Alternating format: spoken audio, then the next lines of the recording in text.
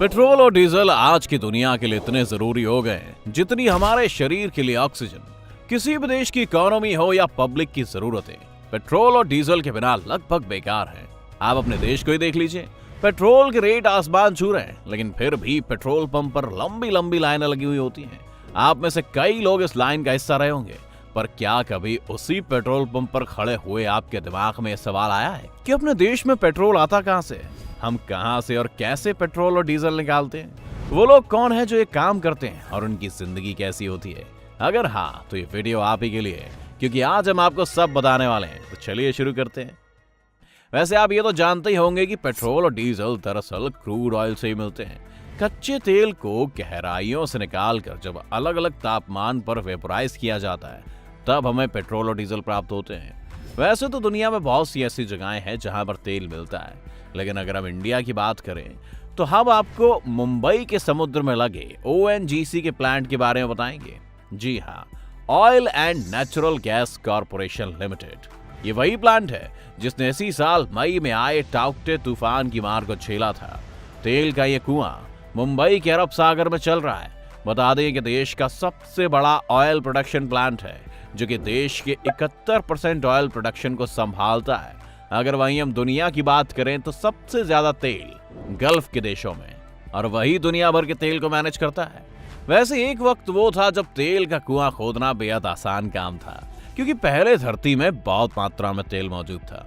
इतना तेल था कि पहले ये कहावत मशहूर थी कि आप जहां खड़े हैं वहीं खोद लीजिए और आपको तेल मिल जाएगा। जी हाँ, उस वक्त धरती में इतना तेल था कि लोग इससे परेशान थे। हाँ, अभी आपको ये बात अजीब लग रही होगी कि यार तेल से लोग परेशान कैसे हो सकते हैं। दरअसल उस समय पेट्रोल के लिए इतनी लंबी लंबी लाइन नहीं लगती थी ना, और दूसरी चीज, वो बेचारे कुआं तो पानी के लिए खोदते थे और तेल निकल जाता था। कुल बात ये थी कि उस वक्त डिमांड कम थी और सप्लाई ज्यादा थी। लेकिन आज हालात ये है कि डिमांड तो बहुत ज्यादा बढ़ गई है और सप्लाई दिन ब दिन घटती जा रही है। जी हाँ, सप्लाई कम होने की एक बड़ी वजह जो कई रिपोर्ट्स में सामने आई वो ये है कि जो देश कच्चे तेल में समृद्ध थे, मतलब जिन देशों के पास कच्चा तेल बहुत ज्यादा मात्रा में था, उन्होंने इसके प्रोडक्शन को लेकर इतना अंधापन मचा दिया जिसकी कोई हद नहीं है। और अगर हालात जल्दी सही नहीं किए गए तो जल्दी वो दिन भी देखने को मिल सकता है जब दुनिया की तेल की सारी जरूरतें लटक जाएं। अगर ऐसा होने से रोकना है तो हमें नए कुएं खोदने पड़ेंगे, और खोदने के लिए पहले नए कुएं खोजने पड़ेंगे। और ये प्रोसेस सुनने में जितना आसान लगता है उतना होता नहीं है। समुद्र से तेल कैसे निकलता है? ये तो आप सभी जानते हैं कि कच्चा तेल प्राप्त करने के लिए मुख्य रूप से दो सोर्सेज हैं, समुद्र या फिर जमीन। इन्हीं के नीचे दबा मिलता है तेल, और असली वक्त लगता है इतनी गहराई में से तेल ढूंढने में। कई बार तो इसमें सालों लग जाते हैं और अरबों रुपए भी खर्च होते हैं। और अगर समुद्र की बात करें तो आपकी जानकारी के लिए बता दें कि जो तेल हम तक पहुंचता है उसे ढूंढने के लिए समुद्र में कई बड़ी और महंगी मशीनें लगाई जाती हैं, जो एक जगह से दूसरी जगह तक तेल ढूंढती रहती हैं। जब इस मशीन को एक जगह से तेल मिल जाता है तो फिर बीच समुद्र में उसी जगह पर यह कुआं बनाया जाता है, जैसे कि भारत ने मुंबई में कर रखा है। इसके बाद समुद्र के अंदर ड्रिलिंग की जाती है, बिल्कुल वैसे जैसे घरों में नल लगाने के लिए ड्रिल करते हैं। लेकिन ये जो ड्रिल होती है ये हजारों फीट नीचे तक होती है। जैसे ही एक बार इस ड्रिल से तेल मिलता है तो उसे पाइप्स की मदद से इस तैरती हुई रिफाइनरी तक पहुंचा दिया जाता है। बता दें कि जमीन पर ड्रिलिंग का काम भी कुछ इसी तरह से होता है, बस समुद्र में पानी की वजह से ड्रिलिंग थोड़ी और ज्यादा गहरी हो जाती है। एक बार जब तेल को निकाल लिया जाता है तो इन्हें रिफाइनरी में ले जाया जाता है। लेकिन यहाँ पर हमें जो तेल मिलता है वो दरअसल क्रूड ऑयल होता है, जिसे रिफाइन करने के बाद हमें पेट्रोल और डीजल जैसे तेल मिलते हैं। दरअसल इस कच्चे तेल को अलग अलग तापमान पर उबाला जाता है और फिर वो वेपोराइज्ड होता है, जिससे अलग अलग तापमान पर अलग अलग चीजें मिलती हैं। जैसे इसे 260 डिग्री पर उबालने पर डीजल मिलता है, 180 डिग्री पर कैरोसिन यानी मिट्टी का तेल मिलता है, और 110 डिग्री सेल्सियस पर पेट्रोल मिलता है। कैसी होती है वर्कर्स की जिंदगी? समुद्र से ऑयल निकालने के प्रोसेस में बेसिकली दो जगह काम होता है। पहला वो काम जो बीच समुद्र में बने तेल के कुओं पर होता है, और दूसरा काम वो जो रिफाइनरी में होता है। जो बीच समुद्र में काम करते हैं उन्हें ऑफशोर वर्कर्स कहते हैं, और जो जमीन पर काम करते हैं यानी रिफाइनरी में, उन्हें ऑनशोर वर्कर कहते हैं। और कौन कहां काम करेगा ये डिसाइड कंपनी करती है। कोई भी वर्कर ये खुद तय नहीं कर सकता कि कौन कहां काम करेगा।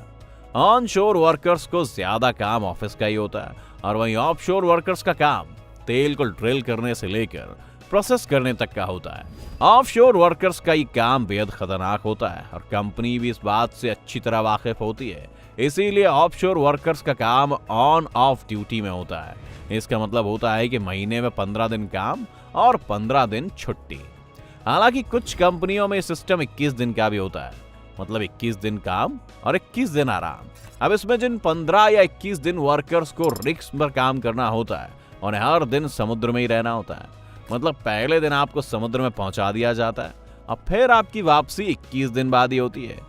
बीच समुद्र में रहने के लिए कंपनी ने एक बड़े से जहाज को हॉस्टल की तरह बनाया हुआ होता है जिसमें बंक बेड्स लगे होते हैं। आपको याद होगा कि हमने वीडियो के शुरू में बताया था कि ONGC के प्लांट ने खतरनाक तूफान को झेला था।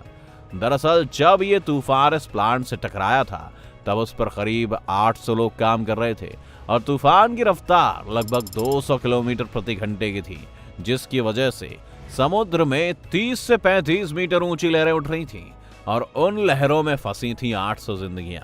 फिर भारत की नेवी ने अपनी जान हथेली पर लेकर सैकड़ों लोगों को हेलीकॉप्टर की मदद से वहां से निकाला, लेकिन जी तोड़ कोशिशों के बावजूद भी 89 लोग लापता हो गए। इनमें से 52 लोगों की लाशें तो समुद्र में मिल गईं, लेकिन बाकी के लोग कहां गए कोई नहीं जानता। अब आपको इस बात का अंदाजा हो गया होगा कि ऑफशोर पर काम करना कितने जोखिम से भरा हुआ होता है। बहरहाल वापस आते हैं प्लांट पर। तो जो लोग प्लांट पर रहते हैं उनका खाना उन तक पहुंचाने के लिए भी एक पाइपलाइन बिछी होती है जिसके जरिए उनको खाना पहुंचाया जाता है। आप सोच रहे होंगे कि वहां पर रहने के लिए सब कुछ है तो हॉस्टल में किचन नहीं है क्या? तो दोस्तों, वहां पर जितनी गैसेस और ऑयल्स होते हैं इतने शायद ही कहीं होते होंगे। और सोचिए, अगर आपसे जरा सी भी गलती हुई तो कितना बड़ा धमाका हो सकता है। ऐसा भी हो सकता है कि आपकी मैगी के चक्कर में सब रोस्ट हो जाए। तो इसीलिए यहाँ पर फ्रोजन फूड इस्तेमाल किया जाता है जो किनारे से पाइपलाइन के जरिए वर्कर्स तक पहुंचाया जाता है। अब वहां पर किचन भले ही ना हो, पर वर्कर्स के टाइम पास के लिए वहां पर टीवी और इंडोर गेम्स के इंतजाम रहते हैं। इनके इंडोर गेम्स का ध्यान भी ज्यादा इसलिए रखा जाता है क्योंकि जो लोग रिग्स पर काम करते हैं उन्हें मोबाइल भी रखने की इजाजत नहीं होती। इसकी 2 वजह।